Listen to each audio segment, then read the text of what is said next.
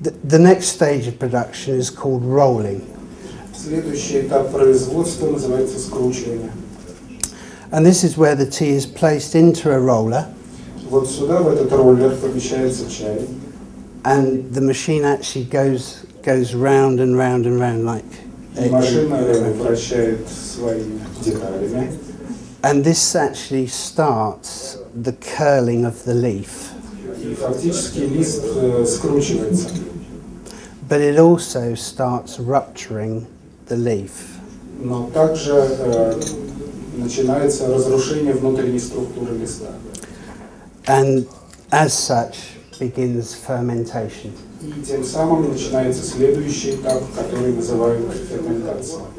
Now, having broken the cells of the leaf, fermentation begins, and there is a chemical exchange between flavonoids and polyphenols, and this actually creates antioxidants. Как только разрушается внутренняя структура листа, начинается химический процесс ферментации, по ходу которого фактически возникают антиоксиданты. It's also during this process that the colour of the leaf starts to go from green to brown. Во время этого процесса цвет листа меняется с зеленого на коричневый. So once the tea has been fermented, it's now ready to be dried. Как только процесс ферментации закончен, а также чтобы его закончить, лист нужно высушить. And this drying process, the tea goes through dryers that are heated at around about 65 to 70 degrees.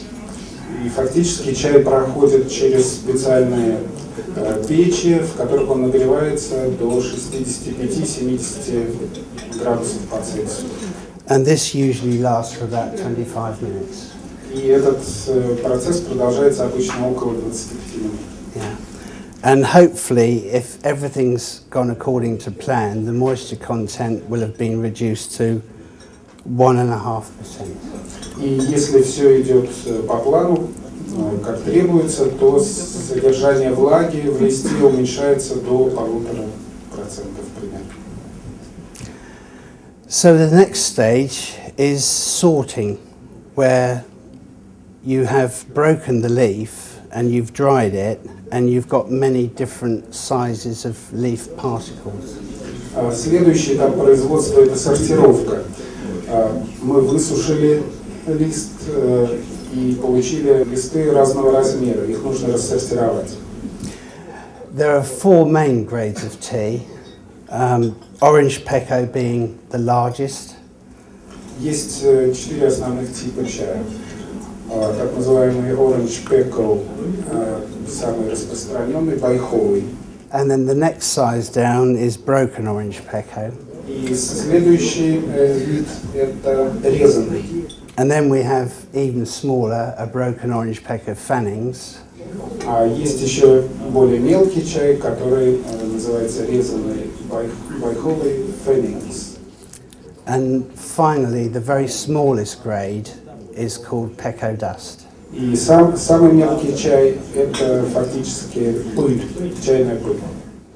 And where tea is sold is usually at the port, where they hold an auction on a weekly basis.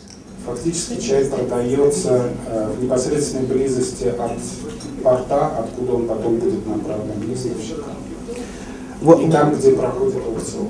Once the tea has arrived down in a warehouse by the port, как только чай достиг склада у порта, the broker will sample each lot. Брокер отбирает каждую партию. And then it's his responsibility to send these samples all around the world. И дальше в его ответственность входит рассылка образцов по всему миру. For potential buyers. Потенциальным покупателям. So all auctions are held usually once a week. Обычно аукционы проходят раз в неделю. And they operate like any other auction in the world. И работают они примерно как любой другой аукцион в мире. The lots go to the highest bidder. То То есть лоты уходят предложившему наивысшую цену. During the busy time of the year, Во время чайной стравы, так сказать, the tea auction can start early Monday morning чайный аукцион может начаться в понедельник рано утром and finish late on Thursday. и закончиться поздно в четверг. Moving on to some of the prominent origins of tea. Давайте обратимся к наиболее известным местам произрастания чая. Firstly, Kenya. Прежде всего, Кения. This is a picture of, in the background is Mount Kenya. На заднем плане вы видите город Кения. And they enjoy beautiful tea gardens on, more or less on the slopes of Mount Kenya. И фактически на склонах в предгорьях этой горы вы видите живописные плантации чая. Although Kenya is one of the smaller producers of tea, Хотя Кения один из наименьших производителей чая, it's actually the largest tea exporter. но Кения одновременно является самым большим экспортером чая.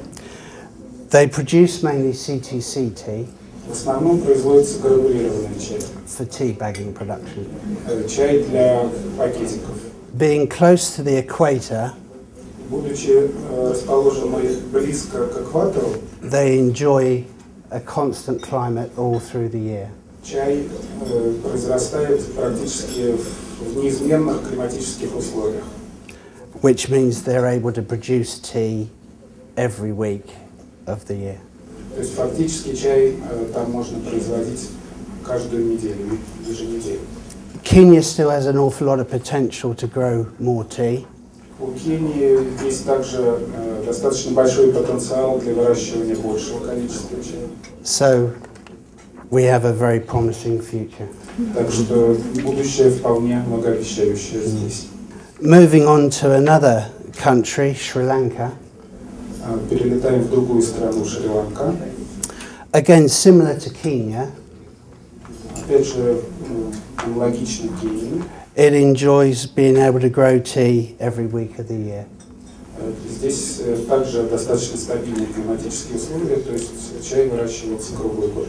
The main difference between the two countries is that Sri Lanka enjoys 2 monsoons a year, which actually help to produce 2 different quality periods. Единственным отличием между этими двумя странами является наличие 2 муссонов на Шри-Ланке в течение года, которые позволяют выращивать 2 разных сорта чая. The uva teas Чи-ува в июле и августе, and the dimbula teas, which are grown in January. и чаи-димбула, которые созревают в январе и феврале. They are a major producer of orthodox tea, Шри-Ланка также является основным производителем ортодоксального чая and are renowned for their expertise in the manufacture of high quality. и широко известны своим опытом выращивания чая высокого качества.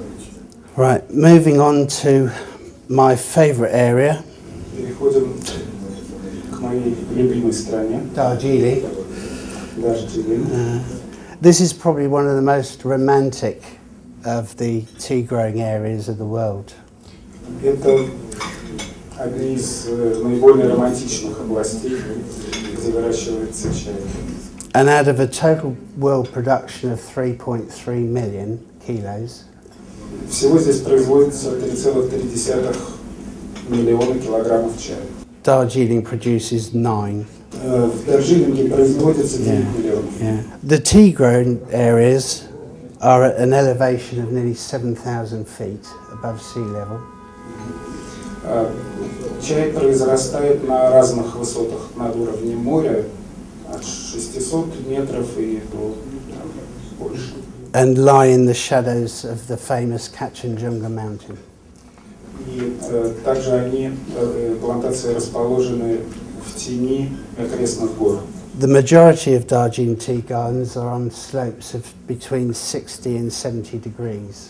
Большинство плантаций расположены на склонах, расположенных под углом 60-70 градусов, Which makes life very difficult for the pickers to pick the tea. что значительно усложняет работу собирателям чая. It's at this altitude of 7,000 feet И на этой высоте, 7000 футов, that the air is much cooler здесь воздух намного прохладнее and with very different soil conditions. и очень различные качества почвы. It helps to produce the unique, distinct flavour of Darjeeling tea. И вот это особое качество почвы, оно позволяет производить этот уникальный сорт чая. Moving on to the largest tea growing area, China. Переходим к стране с самой большой площадью, где произрастает чай, Китай. Tea is produced in 18 provinces throughout China, from the very far west all the way to the east. Чай производится в 18 провинциях Китая, от самых дальних западных провинций до самых дальних восточных. The largest areas are grown in what's called the Golden Triangle. И самая большая площадь производства чая, так называемый золотой треугольник. China is, as I've already said, the largest tea producer of the world. Чайна, как я уже сказал, самый крупный производитель чая в мире. And they also claim that Emperor Shen Nung in 2737 И они также рассказывают, что император Шэн Нань в 2737 году до нашей эры made the discovery of tea while he was sitting in his garden boiling some water. изобрел чай, просто сидя у себя в саду и питя воду. And a leaf fell into the boiling water. Когда в кипящую воду упал лист, and made tea. Получился чай. That concludes the first part of the presentation this evening. На этом мы можем завершить первую часть сегодняшней презентации.